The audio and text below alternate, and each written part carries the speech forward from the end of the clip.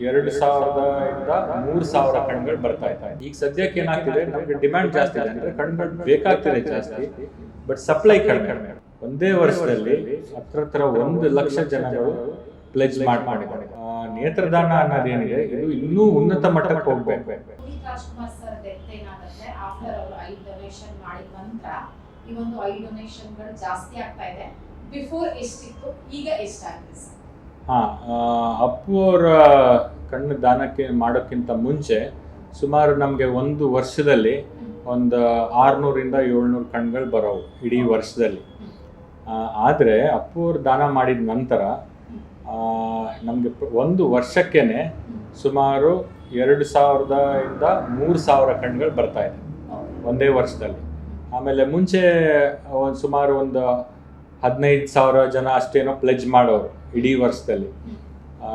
2021 October ನಂತರ ಅಂದರೆ doctor Puneeth ಅವರ ಮರಣದ ನಂತರ ಅವರು ಕಣ್ಗಳು ದಾನ ಮಾಡಿದ ನಂತರ ಒಂದೇ ವರ್ಷದಲ್ಲಿ ಹತ್ರ 1 ಲಕ್ಷ ಜನಗಳು ಪ್ಲೆಜ್ ಮಾಡ್ಕೊಂಡಿದ್ದಾರೆ.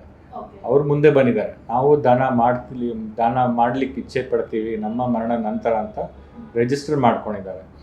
ಸೊ ಈ ಥರ ಒಂದು ಸ್ಟಾರ್ ಯಾರಾದರೂ ಪ್ರಭಾವಿ ವ್ಯಕ್ತಿ ದಾನ ಮಾಡಿದಲ್ಲಿ ಆವಾಗ ಜನರ ಅದು ಮನಸ್ಸೇನಿರುತ್ತೆ ಅದು ಪ್ರಭಾವ ಬೀರುತ್ತೆ ಅದರ ಮೇಲೆ. ಸೊ ಅವರು ಮುಂದೆ ಬರ್ತಾರೆ. ಸೊ ಹೀಗಾಗಿ ನೇತ್ರದಾನ ಅನ್ನೋದೇನಿದೆ ಇದು ಇನ್ನೂ ಉನ್ನತ ಮಟ್ಟಕ್ಕೆ ಹೋಗಬೇಕು. ನಾವು ಇಷ್ಟೇ ಮಾಡಿದ್ರೆ ಸಾಲಲ್ಲ. ನಾವು ಇಷ್ಟೆಲ್ಲ ಮಾಡಿದ್ರು 2021 ನಂತರ ಕಣ್ಣುಗಳು ಜಾಸ್ತಿ ಬಂದಿದ್ರು ಆದರೂ ಈ ಡಿಮ್ಯಾಂಡ್ ಸಪ್ಲೈ ಏನಿದೆ, ನಮಗೆ ಕಣ್ಣು ಬೇಕಾಗೋದು ಅಂದರೆ ಡಿಮ್ಯಾಂಡ್ ಏನಿದೆ ಅದು ಜಾಸ್ತಿ ಇದೆ. ಸಪ್ಲೈ ಅಂತ ನಾವು ಏನು ಹೇಳ್ತೇವೆ, ನಮ್ಗೆ ಕಣ್ಣು ಸಿಗ್ತಾ ಇರೋದು ಅದು ಕಡಿಮೆ ಇದೆ. ಸೊ ಇವೆರಡು ಈಕ್ವಲ್ ಆಗಬೇಕು. ನಮಗೆ ಕಣ್ಣು ಸಿಕ್ಕಿದಷ್ಟು ನಮ್ಗೆ ಒಳ್ಳೆಯದು. ಡಿಮ್ಯಾಂಡ್ ಏನಿದೆ ಅದರಷ್ಟು ಕಣ್ಣು ಸಿಗಬೇಕು. ಈಗ ಸದ್ಯಕ್ಕೆ ಏನಾಗ್ತಿದೆ, ನಮಗೆ ಡಿಮ್ಯಾಂಡ್ ಜಾಸ್ತಿ ಇದೆ ಅಂದರೆ ಕಣ್ಗಳು ಬೇಕಾಗ್ತಿದೆ ಜಾಸ್ತಿ, ಬಟ್ ಸಪ್ಲೈ ಕಡಿಮೆ, ದಾನ ಮಾಡೋರು ಕಡಿಮೆ.